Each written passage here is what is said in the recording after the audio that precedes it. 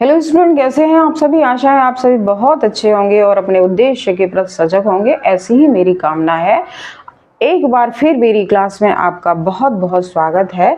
मैं आज आपके लिए विषम मात्रिक छंद लेकर आई हूँ। तो आइए जानते हैं कि विषम मात्रिक छंद में कौन कौन से हमारे छंद आते हैं। तो विषम मात्रिक छंद प्रत्येक चरण में किस असमान मात्राएं होती हैं और इसमें कितने चरण होते हैं? 6 चरण होते हैं।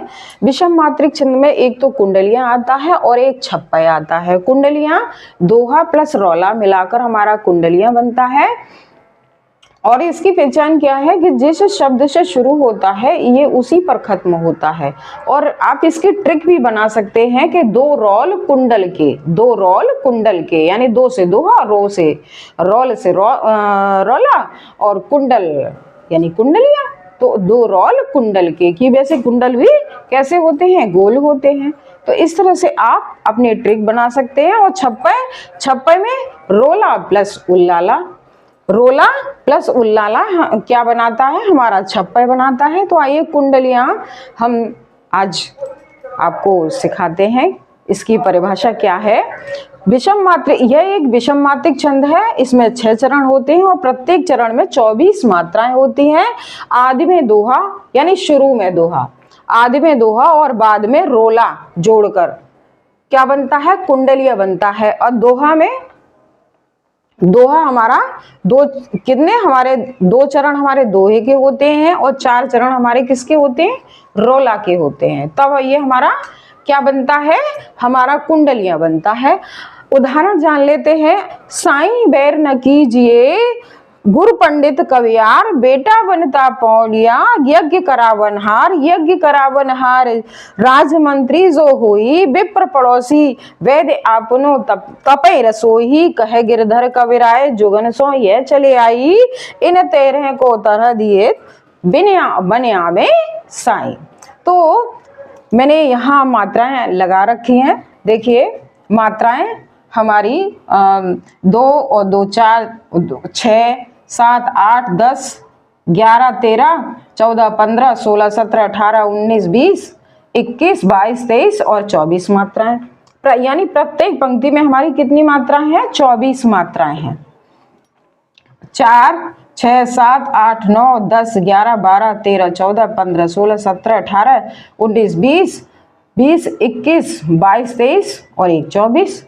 2 3 4 5 6 7 8 9 10 11 12 13 14 15 16 17 18 19 20 21 22 23 24। इसी तरह से प्रत्येक पंक्ति में जब आप गिनेंगे तो कितनी मात्राएं बैठेंगी? हमारी 24 मात्राएं बैठेंगी, जिसमें हमारे 2 चरण हमारे दोहे के हैं और ये हमारे 4 चरण किसके हैं? 4 चरण रौला के हैं। अब देखिए ये यहाँ बाद में क्या लिखा है कि जोड़कर, और इसकी पहचान क्या है कि यह जहां जिस शब्द से शुरू होता है उसी पर खत्म होता है। तो यहाँ साईं है और यहाँ पर भी साईं है। तो इस तरह से आप क्या कर सकते हैं? हम मात्राओं का ज्ञान कर सकते हैं। देखिए यहाँ प्रत्येक पंक्ति में कितनी मात्राएं बैठेंगी? आपको यहाँ जब आप गिनेंगे तो हाँ, यहाँ प्रत्येक पंक्ति में आपकी 24 ही मात्राएं बैठेंगी।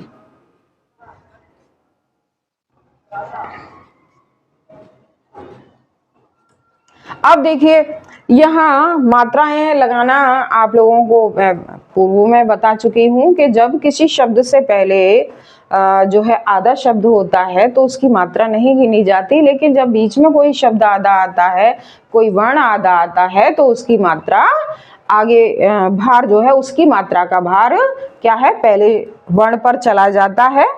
और चंद्रबिंदी की कोई मात्रा नहीं होती, अनुस्वार की और विसर्ग की 2 मात्राएं होती हैं। तो यहाँ देखिए जैसे मान लीजिए आप यज्ञ लिखा है, क्या लिखा है? यज्ञ लिखा है। जब आप यज्ञ का वर्ण विच्छेद करेंगे तो क्या बनेगा? य प्लस अ प्लस ज प्लस या प्लस आ। अब ये देखिए ये क्या है? ह्रस्व स्वर है। ये आधा वर्ण है, ये ह्रस्व स्वर है। अब इसकी मात्रा हमारी ह्रस्व स्वर की एक मात्रा हो गई, लेकिन अब क्या है, ज हमारा आधा बीच में है, इसीलिए इसका भार किस पर चला जाएगा, इस पर चला जाएगा। तो इसीलिए यहाँ दो मात्रा आ जाएंगी। और यह हमारा क्या है, आधा है, और ये हमारा ह्रस्व स्वर है, तो यहाँ पर एक मात्रा इस तरह से आ जाएगी। क्या है, विप्र है। जब आप विप्र को वर्ण विच्छेद करेंगे तो क्या बनेगा, व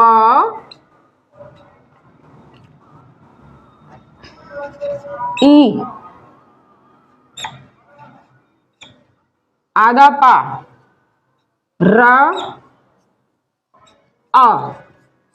अब देखिए ये तो इसकी पूर्ति कर रहा है, ये ई, लेकिन आधा पा हमारा बीच में है, तो इसका भार किस पे आ जाएगा, इस पर आ जाएगा। यानी ह्रस्व जो ई है इस पर हमारा भार आ जाएगा। तो यहाँ हमारी दो मात्रा हो जाएंगी और यहाँ हमारी एक मात्रा हो जाएगी। तो इस तरह से जब आप गिनेंगे तो प्रत्येक पंक्ति में हमारी 24 मात्राएं बैठेंगी। तो आप मात्राओं का ज्ञान बहुत अच्छे से सीख भी गए होंगे।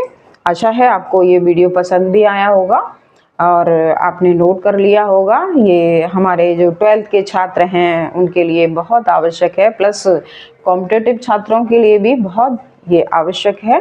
तो अगर मेरा वीडियो पसंद आया हो तो लाइक कीजिए, सब्सक्राइब कीजिए, शेयर कीजिए। धन्यवाद।